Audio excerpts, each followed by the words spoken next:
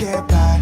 It resides between my eyes. Walked through the fire, came out better on the other side.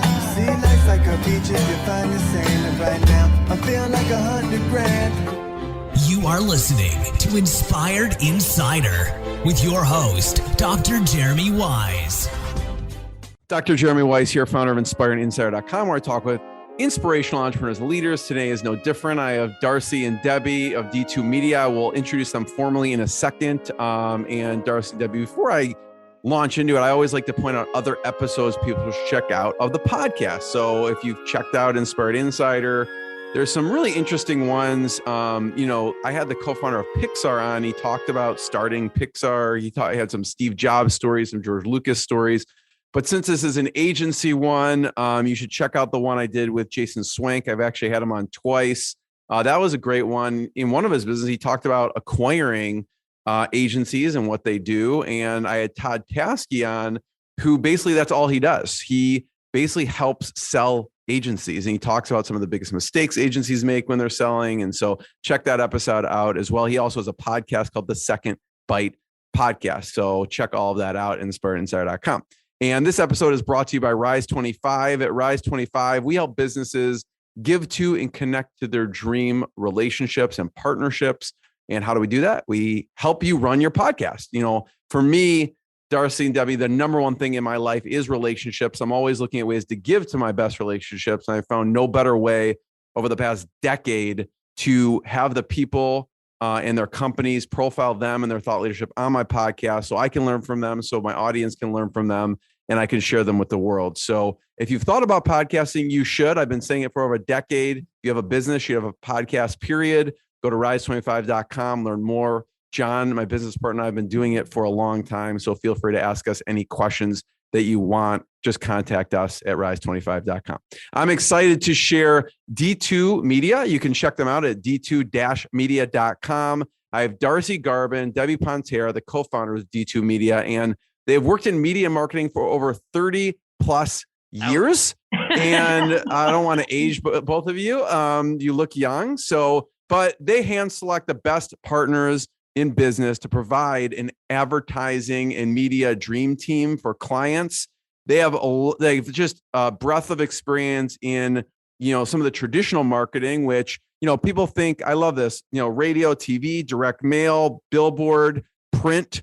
People think that stuff is dead. And I like that because then they're not going to use it. And then you have a competitive advantage over them. So, and then from the digital end, they have a slew of partners they bring in depending on the expertise that their client needs.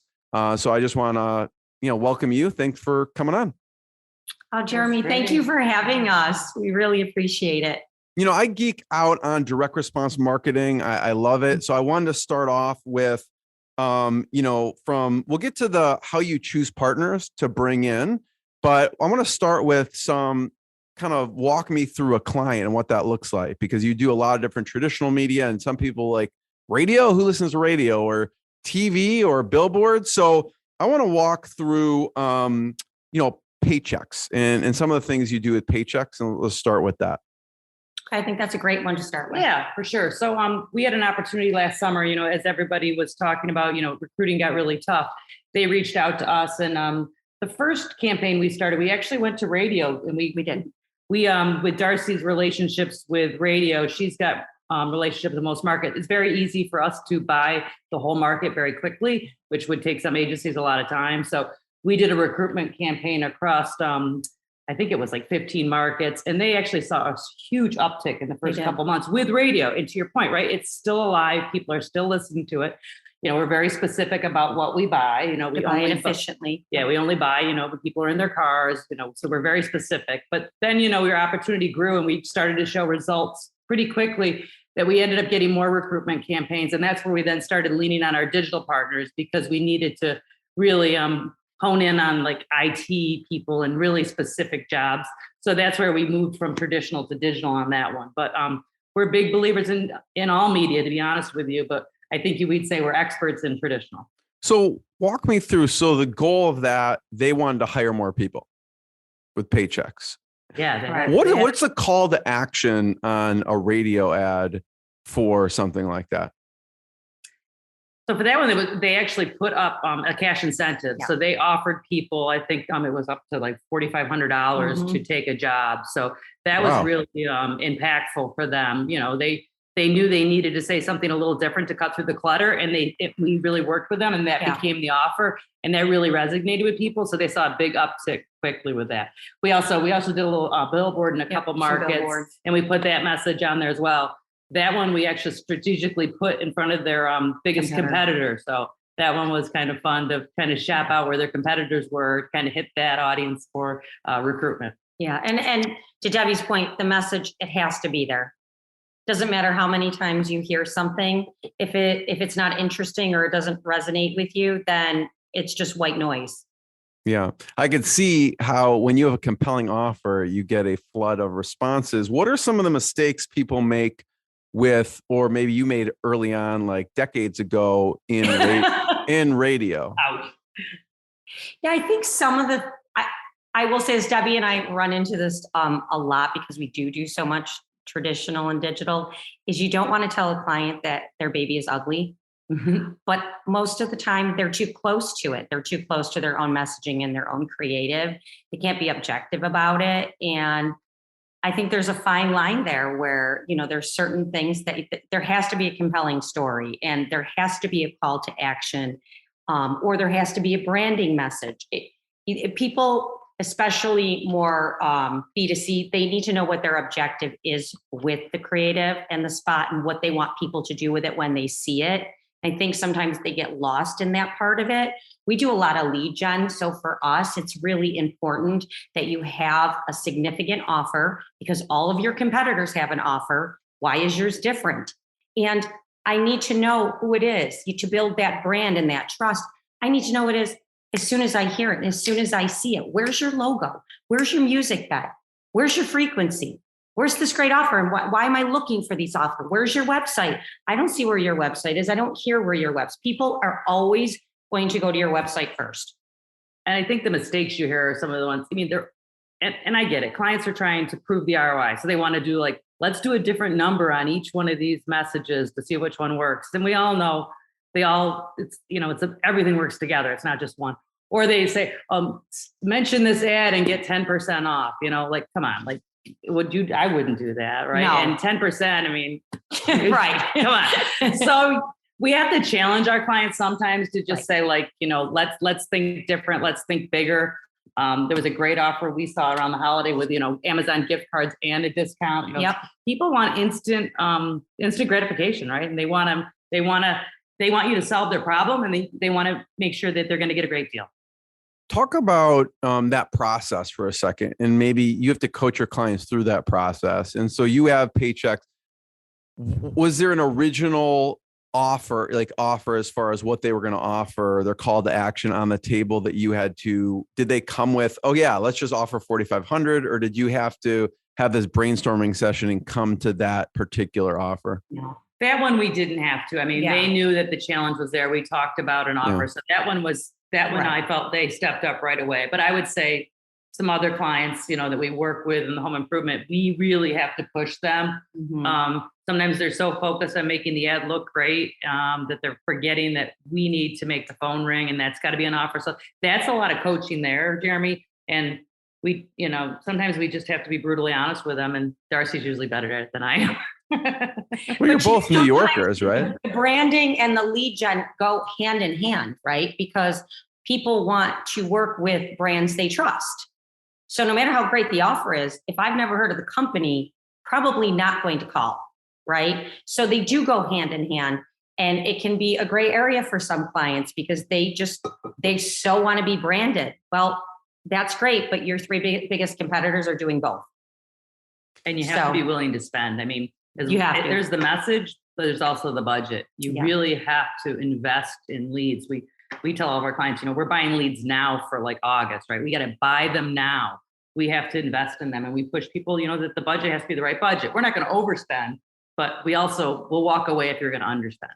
Right, because we just can't move the needle. I mean, you have to certain reach and frequency. You can't start in May for your biggest season that's in May, June, and July. That just doesn't work.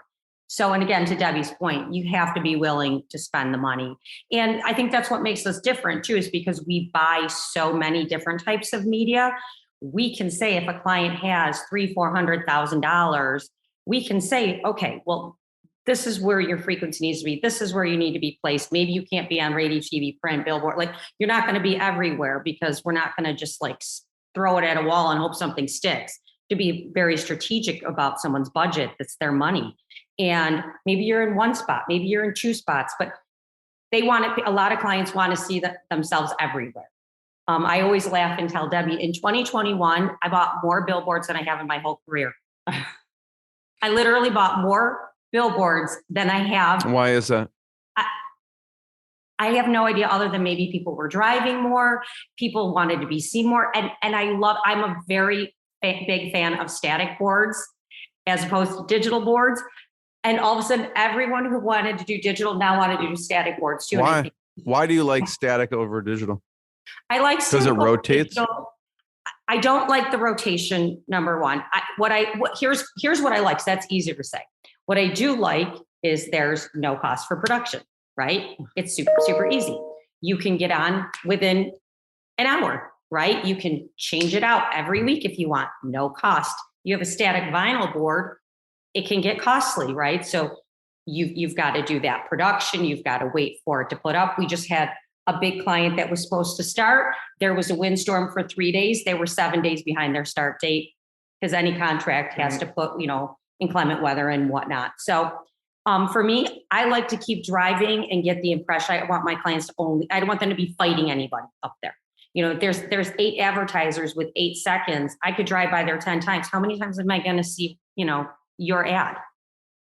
So do you like, you like the digital billboards more? No, I like the static. Static. Okay. I don't want to fight for anyone's attention. So she was just saying there's some benefits to the digital, but at the end of the day, if you've got the budget for the creative, we would recommend you command the board 100%. You own that market. Yeah. Got it. Yeah. I mean, you're already fighting to break through this clutter with everything that you do, whether it's radio, TV, print, direct mail, streaming. We're inundated. I mean, I remember when I first started, you had to touch somebody 2 or 3 times for them to retain your message. What is it now? Like 10?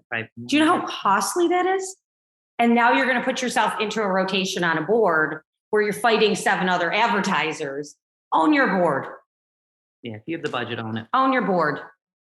So with paychecks, back to paychecks, so radio, and you said you did other traditional media with them as well. Yep, and we're doing Billboards, digital right now. Yep. And we're only working with the recruitment end. Yep. So recruitment's big, right? Yeah, right huge. now in a lot of different companies. So talk about Monroe for a little bit. Yeah, I mean, just like everyone else, there's supply issues. Monroe is like an auto, for people who don't know, it's like a auto service and tire. Auto service. Yes. Monroe Corporation is Monroe Muffler, Mr. Tire, Tread Quarters, Ken Tower. It encompasses Tire Warehouse. It encompasses Lots of tires. lots of tire and automotive service. And obviously with COVID, people weren't driving. So when people aren't driving, they don't have to have their car serviced. And then you have shortages on supplies. And then you have a labor shortage. So we pushed it with recruitment, and we did 100% radio. Wow. And so And they saw a great response too, right? They saw great response in certain markets. Other markets were obviously a little bit lower, but to Debbie's point earlier, when you have a budget, the difference between being in a market like Rochester and Buffalo versus being in a market like Orlando, Florida, it makes a difference. There's a big cost discrepancy there.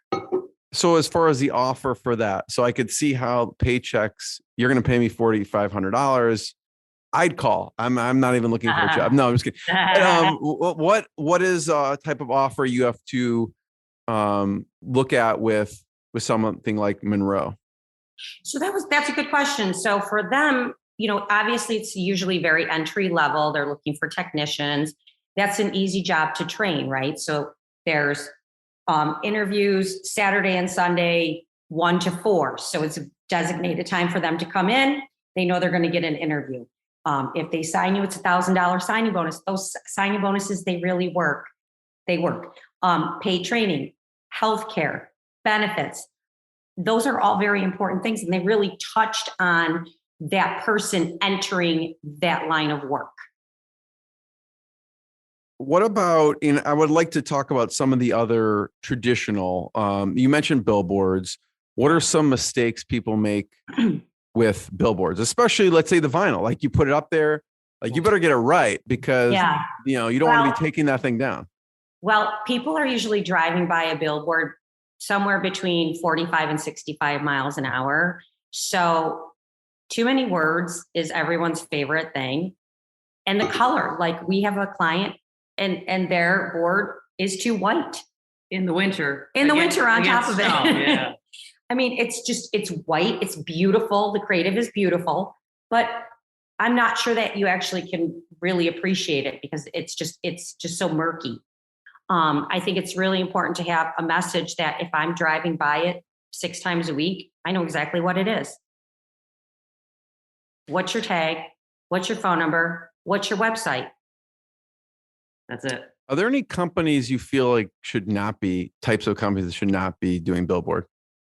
Like when I drive on the highway, I see lots of law firms. Yes, you do. Advertising. Heads, right? They all have their head up there. Yeah.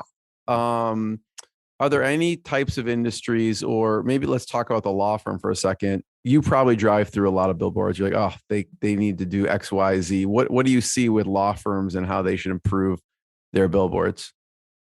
Well, I think the first thing is like get your picture off of there because it's quirky, right? Like it's a hard sell. It's an ambulance chaser kind of thing. I don't care how attractive you are. People just don't like it. And it does seem like that. Like make it branding, make that. What's your value to me? Why should I call you? But you definitely need a catchy number too, right? I mean, I think Yes. that's important in that space, right? So you gotta pay for the number that's going to resonate because I'm going fast. But I also think that billboard has to work with other mediums. You can't just buy it specifically. So Right. so I think it's just I definitely think they should get their heads off of there. I think there's way too many heads on the billboards. When you say that, David, they should work with other mediums, what do you mean by that? So they have billboard, and then do you Radio, TV, digital? Yeah. I mean, it shouldn't work alone. News So, apps, digital. I mean, there's so many things We're that big broadcast fans. I mean, obviously for attorneys, broadcast is great. So if you can really buy a very, very heavy broadcast schedule for the reach, and the frequency, and also have the billboard, I mean, they're going to work together like the 1-2 punch. And then obviously we always allocate money for digital. So. And then, what about, you mentioned the number. Should someone have or not have a website or something like that on the billboard? Is it? they absolutely should have their Yeah. website. They should have their website on everything that's touched by anyone who could be a potential client. Agreed. And then, Again, that goes back to they're always going to check out your website before they pick up the phone and call you. Which we checked out yours, and I'm sure you checked out ours. Of course, but that's the way the world is right now. You want to check them out before you make that phone call. So years ago, when you'd walk into a place of business and you had a beautiful reception area, your website should be your beautiful reception area. It is the first thing people will learn about you. Yep. and then from a broadcast standpoint, like for some people that also seems like a black box, like this seems complicated. I've never done this before. It seems expensive. What are some things you want to tell people about actual broadcast media? Yeah, I mean, I think with broadcast, because there is so much clutter, you have to be very efficient. I think that's really the most important thing. And you can't be everywhere unless you have a significant budget. You have to, and not everybody can be on 12 months a year. Not everybody can be on every week of the year. I mean, you have to be strategic. You have to know what your goals are. What are you trying to accomplish with this campaign? And there's, obviously we like 15-second messages, right? So Build your frequency. We can buy 15-second messages, commercials cheaper than you can a 30, right? So we can go after it that way. So we do recommend that they have shorter length commercials. And if they can create some 5s and 10s, there's some great sponsorships that broadcast offers with the shorter units. So that's impactful with a really good 15. But back to the creative, you got to get your message across very efficiently in a 15. And we work really hard on that because that really works when you get that right. And the other thing is if you can be flexible in when you're going to run, right? I mean, automotive typically buys the last 2 weeks of the month. That's when their co-op comes out. They own the TV station. So if you can be more flexible, we can get more efficient in the first couple of weeks of the month. And that's been very effective as well. So. And then, on the home improvement path, talk about Wonder Windows. So this was a client that I think in the beginning, we didn't know if he even liked us. Oh, right. And he was our first client. No, he was our second client together. We were like, I don't know if he likes us, but we need the business. We're going to make this work. And he'd been in one market for a long time and he was trying to break it into the other market. And so we helped him in Buffalo, New York. And of course we were excited. We had a great strategy. We laid it out. We went to town. We went to all the managers to get the best program we could for him. And then of course, COVID hit. So we were like, oh, right. So, but we actually, we convinced him to stay on. We went to the stations and we asked them, if they would give us 3 for 1. We stayed on because a lot of advertisers were pulling off very quickly. And we got him an amazing deal to stay on. And he did it. He listened to us and he grew his business in the first part of COVID, before home improvement was taking off, when people were home watching television 24/7. And he grew his market share very quickly with us going out on a limb and offering him a deal to stay on, and it worked. And I think he actually learning to love us, right? I think he does love us. He gave us a sweatshirt. Talk about negotiation because you have buying power, right? Because you go with a lot of clients to these, whether it's radio, TV. How do you properly negotiate with these people so that you're getting your clients a good deal, but you have a long-lasting relationship with the company? I think that's really important. What you said at the end is it has to start and end with respect, right? We want an amazing deal. We need it to run. We need it to run in the right day parts. But we also want to give them a lot of money. For some broadcasts can sometimes be our biggest partner on some our clients. So we really negotiate that. I guess I've priced TV and radio stations for many years, so I kind of get where they're sitting in their seats and how they do it. So we really work with them to get the best deal for the budget, and we partner with them. And I think we treat them with respect. I mean, I think we call them when it's not working and ask for help. If we have more money, we give it to them. So we really work as a team. I really believe that our partners are so important to our success and our clients' success. Agreed. We really do work as a team. The difference between maybe a client who has a $500,000 budget, I'm sure they're getting great rates, but Debbie and I spend millions of dollars. So I assure you we're getting better rates, right? I mean, that's the way the world works. And I think that's one of the reasons that you use us. And also for anyone who really does try to do their own media, they have multiple reps calling. They have multiple invoices that they have to reconcile every month. And we streamline that. We do all of that for them. We do co-op. We put it in a neat package for them, and we run everything. And we audit it. We ask for make goods. I mean, something runs wrong, we're the first one to ask for more. And then we just make sure but to your point, it's got to work for the client and it's got to work for the media company. Correct. You get a lot of, again, the experts in traditional, you get a lot of people asking, I want digital, I want paid ads, and you made a conscious choice just to stick with traditional. I want to talk about how you choose partners, but let's start there. You go, hey, we could build out this team and do digital. What made you decide to just stick with traditional and form partnerships instead of building it out yourself?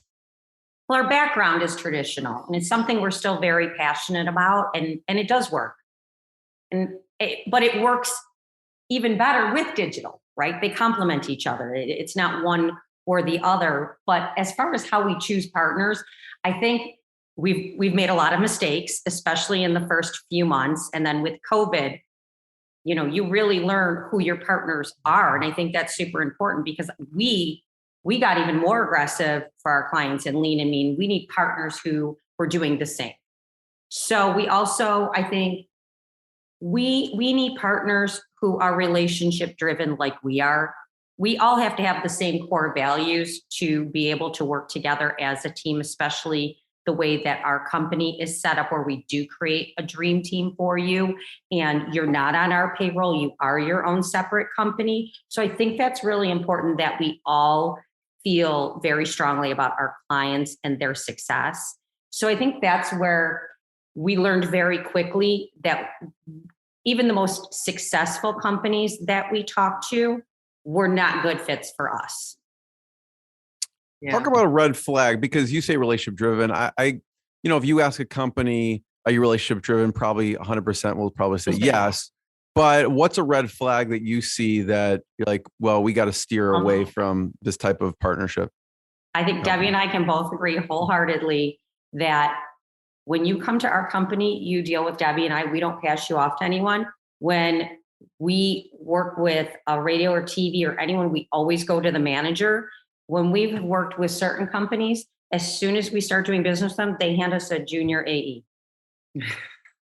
It's not my job to train anyone. And it's not that I don't want to help, but I have clients that need the best of the best. And they're the younger people, they struggle with picking up the phone. They struggle with communication. They struggle with understanding how important that relationship really is. You can do the best job in the world, but if you're not communicating, that's a huge issue. And that's why we prefer to just use managers, because they're usually old school like us. We pick up the phone, we talk. Love it. So I guess your point is that we don't want to be then turned over to the brand new person. Right. So then we have to train them. So I cannot train a TV rep, a radio rep, or a digital rep. I want somebody who's going to be as good in front of the client as we're going to be. Yeah. So I have one last question for you both, but before I ask it, I want to point people towards D2, that's the number 2-media.com. Learn more about what Darcy and Debbie are working on over there. And I think, and I won't put you on the spot, but I think there's always different partnerships you guys are forming with companies. So if you are an digital agency, and contact them, because they're always looking for great partners. My last question for both of you is, you both have a lot of experience. How did you meet as far as decided coming together as partners? Because that's a big decision. Well, Debbie and I worked together for many years. She was, the manager of radio and TV stations, and I had my own agency. So we started off as I was her client, and we became really good friends. And she had we both had boys at the same time. And we always just, for 20 years, we're like, we should just do something together. Because the one thing that I loved about Debbie was she was so client and relationship driven, which is really what, we were like magnets to that, right? So we always talked about it. She was corporate America. I have no interest in that. And so we weren't really sure how the meeting of that mind was going to go. And then one day we were just like, do you want to do it? She's like, I'm going to do it. And so she quit her job and she jumped in. And then 4 months later, COVID hit. Yeah. And we always say, if we can make it through COVID and actually in our first year make it successful, then the sky's the limit for us. Agreed. We're a great team. Yeah. So we started out as friends and business partners, and it's been a good ride. I think we both know what we're good at, and we try to just stay in our own lanes. Yeah. And it really works. Yep. We both bring very different things to the table, which is great, because we don't need two people doing the exact same thing. Love it. I want to be the first one to thank you both. Check out D2-media.com. Check out Rise 25. Check out more episodes on inspiredinsider.com. And thanks, everyone. Thanks, Jeremy. Thank you for having us on. Thanks, everyone. What I got, you can't buy. It resides between my eyes. Walked through the fire, came out better on the other side. See, life's like a beach if you find the sailing right now. I'm feeling like 100 grand.